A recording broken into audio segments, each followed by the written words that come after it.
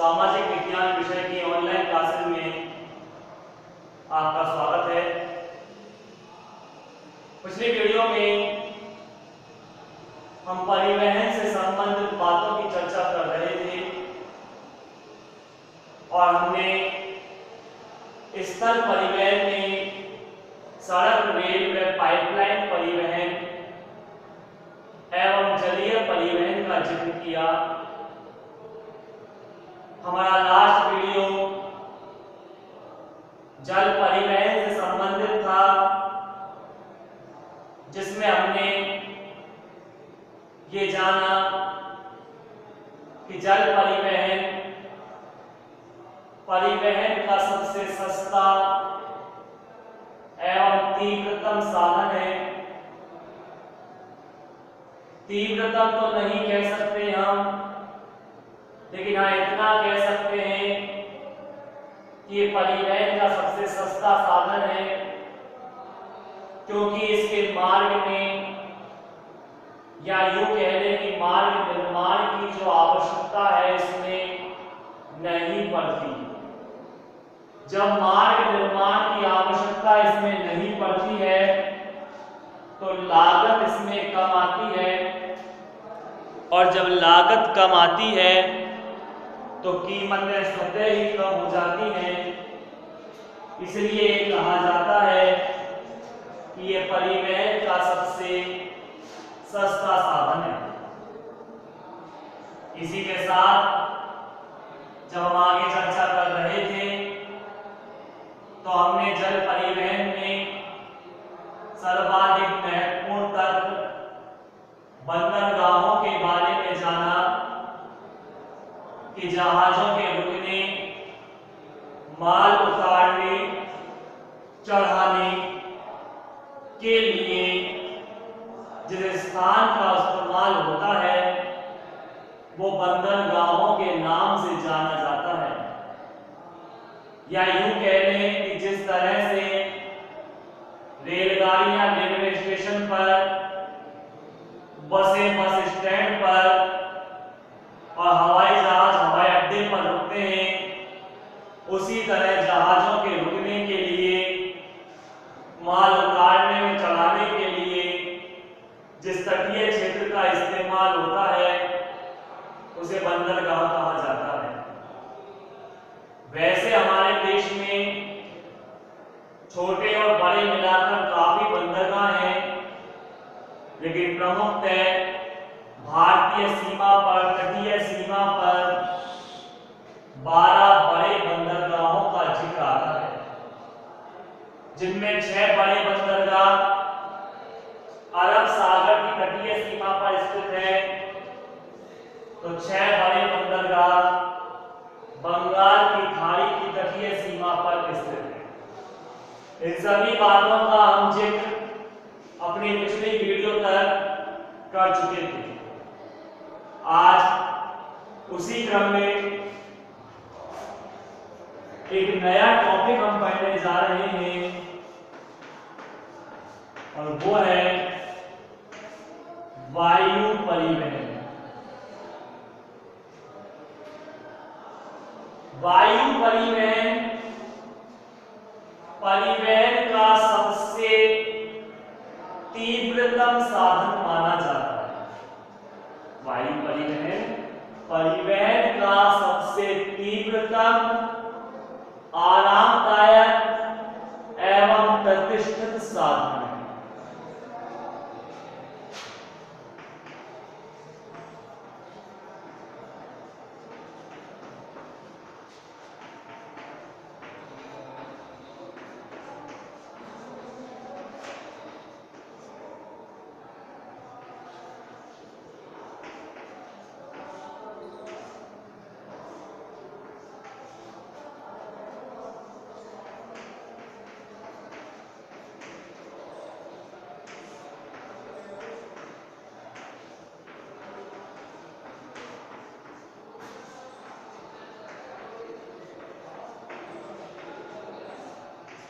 आप देख सकते हैं सामने कि वायु परिवहन का सबसे तीव्रतम सबसे तेज गति में आपको गंतव्य स्थान तक पहुंचाने में जिस परिवहन का उपयोग लिया जा सकता है वो वायु परिवहन ही है, क्योंकि आकाश मार्ग से यानी वायु मार्ग से इसका गमन होता है।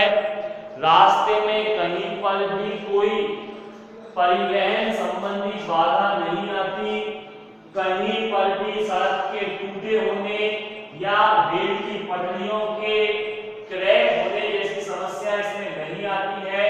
इसलिए सबसे तीव्रतम आरामदायक, किसी भी तरह से इसमें व्यक्ति को झटके नहीं लगते। ओनली एक बार टेक ऑफ और टेक ऑन, मतलब उड़ान भरते समय और उतरते समय ही इसमें हल्का सा एक झटका महसूस होता है, अन्यथा पूरे मार्ग में आराम से इसमें परिवहन किया जा सकता है। वहीं यह सबसे प्रतिष्ठित साधन है, अर्थात हम कह सकते हैं कि आज भी ये निम्न वर्ग या मध्यम वर्गीय लोगों की पहुंच से दूर है। आज भी निम्न वर्ग मध्यम वर्ग जब हवा में आप वायुयान को देखते हैं तो बड़े ही कौतूहल भरी निगाहें, जिज्ञासा भरी निगाहों से देखते हैं, क्योंकि ये काफी महंगा साधन है। सबसे बड़ी चीज है कि ये काफी महंगा एवं खर्चीला है। जिस तरह से जल परिवहन सबसे सस्ता साधन है तो वायु परिवहन सबसे महंगा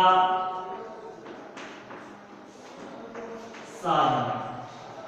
इसलिए निम्न वर्ग तो इसके सपने देखता ही नहीं है और मध्यम वर्गीय सोच कर भी वहां जाने का प्रयास नहीं कर पाता, क्योंकि इसमें खर्चा अधिक है। प्रतिष्ठित साधन है, प्रतिष्ठा भरा हुआ है ये परिवहन का साधन। आज भी यदि किसी के सामने ये बात कह दी जाए सामान्य मध्यम वर्गीय निम्न वर्गीय वर्ग में कि मैंने वायुयान में सफर किया है, तो कहीं ना कहीं आपका स्टेटस औरों से या औरों की नजरों में कुछ ऊंचा होगा, क्योंकि वायु परिवहन में यात्रा करना आज भी लोगों के लिए एक सपना है। तो ऐसी स्थिति में वायु परिवहन का सबसे तीव्रतम, आरामदायक एवं प्रतिष्ठित साधन है। यह वायु परिवहन का सबसे महंगा साधन भी कहलाता है। भारत में इसकी शुरुआत 1911 में हुई थी, जब इलाहाबाद से नैनी के मध्य डाक सेवा का प्रारंभ किया गया था। भारत में इसकी शुरुआत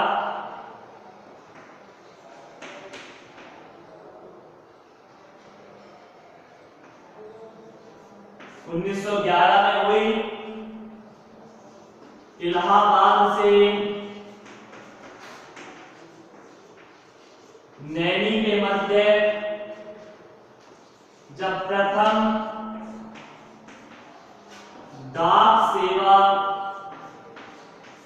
संचालित की गई थी, यानी देश की पहली डाक सेवा इलाहाबाद से नैनी के मध्य संचालित की गई थी और वायु परिवहन के माध्यम से इसे संचालित किया गया, जो 1911 में प्रारंभ हुई। ये राष्ट्रीय डाक सेवा के रूप में भी जानी जाती है। भारत में 1953 के अंतर्गत वायु परिवहन का राष्ट्रीयकरण किया गया। राष्ट्रीयकरण अर्थात सेवा को पूरे देश के लिए खोल दिया गया था। पहले जो परिवहन सेवा कुछ क्षेत्रों तक ही सीमित थी, लेकिन 1911 के बाद 1953 तक आते आते इसका राष्ट्रीयकरण कर दिया और पूरे देश के लिए इसकी सेवाएं उपलब्ध करा दी। आज वर्तमान में न सिर्फ देश के अंतर्गत अपितु विश्व में भी हमारे देश से वायु सेवाएं संचालित हैं। आपको किसी दूसरे देश में जाना हो या देश के ही किसी अन्य भाग में जाना हो तो आप वायु परिवहन का सहारा ले सकते हैं। आज हमारे देश की वायु परिवहन सेवाएं विश्व के लगभग तमाम देशों से जुड़ी हुई है। आप किसी भी देश में जाना चाहें आप वायु परिवहन के माध्यम से जा सकते हैं। इसके लिए कई प्रकार के हवाई अड्डे बनाए जाते हैं। उन हवाई अड्डों से उसी प्रकार की सेवाएं मिलती हैं जिस उद्देश्य के लिए इनका निर्माण किया जाता है। कैसे जरा देखें।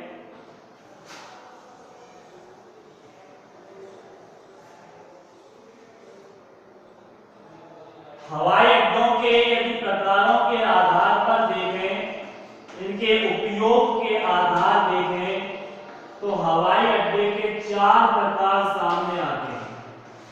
पहला, अंतरराष्ट्रीय हवाई अड्डा। ये वे हवाई अड्डे होते हैं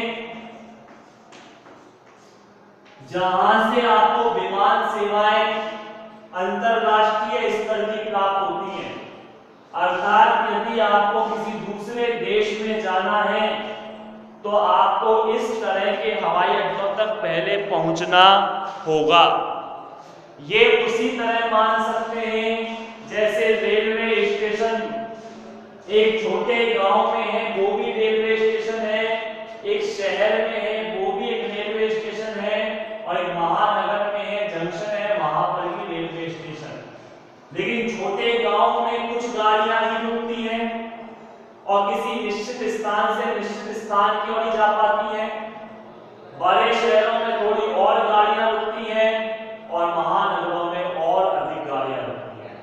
एक महानगर देश के कई नगरों से जुड़ा होता है, लेकिन जरूरी नहीं कि एक गांव देश के कई नगरों से जुड़ा रहे। तो जिस तरह से रेलवे स्टेशन पर आपको अलग अलग गांव, शहर और महानगरों में अलग अलग सेवाएं मिलती हैं, उसी तरह से हवाई अड्डों में भी होता है। अंतरराष्ट्रीय हवाई अड्डों में आपको विश्व के द्वारा, विश्व के अंतर्गत यदि यात्रा करनी है, विश्व के किसी अन्य देश की यात्रा करनी है तो इस प्रकार के हवाई अड्डों का सहारा लिया जाता है। वही नंबर 2, प्रधान श्रेणी के हवाई अड्डे। ये वो हवाई अड्डे होते हैं जहां पर अंतरराष्ट्रीय और राष्ट्रीय दोनों सेवाएं प्राप्त हो सकती हैं। वहीं तीसरे हैं राष्ट्रीय श्रेणी के हवाई अड्डे। ये वो हवाई अड्डे होते हैं जिनमें राष्ट्र के अंतर्गत, देश के अंतर्गत एक शहर से दूसरे शहर में अगर यात्रा करनी है तो इन हवाई अड्डों का सहारा ले सकते हैं। और वहीं निम्न श्रेणी के हवाई अड्डे, यहाँ पर छोटे विमान रुकते हैं, ये भी राष्ट्रीय श्रेणी की होते हैं, लेकिन यहाँ सुविधाएं इनके मुकाबले कम होती हैं। तो इस तरह से हम देखते हैं कि हवाई अड्डों के 4 प्रकार। अंतरराष्ट्रीय हवाई अड्डे जो विश्व के 2 देशों के मध्य सेवाएं उपलब्ध कराते हैं, प्रधान श्रेणी के जहां राष्ट्रीय और अंतरराष्ट्रीय दोनों सुविधाएं मिलती हैं, राष्ट्रीय श्रेणी के जहां राष्ट्रीय हवाई अड्डे, और निम्न श्रेणी के मतलब जहां पर सुविधाएं राष्ट्रीय मिलती हैं लेकिन राष्ट्रीय श्रेणी से यहां पर सुविधाएं थोड़ी कम। तो इस तरह से हवाई अड्डों के 4 प्रकार आते हैं। हमारे देश के 4 महानगरों में 4 महत्वपूर्ण हवाई अड्डों का जिक्र होता है, जिनमें सबसे पहले इंदिरा गांधी अंतरराष्ट्रीय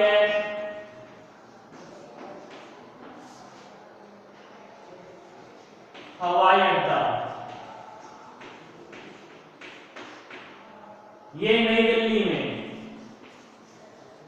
देश के 4 महानगरों में 4 बड़े हवाई अड्डे। फिर दूसरा है छत्रपति शिवाजी, ये मुंबई में है। इसके बाद मीनापकम, अंतरराष्ट्रीय हवाई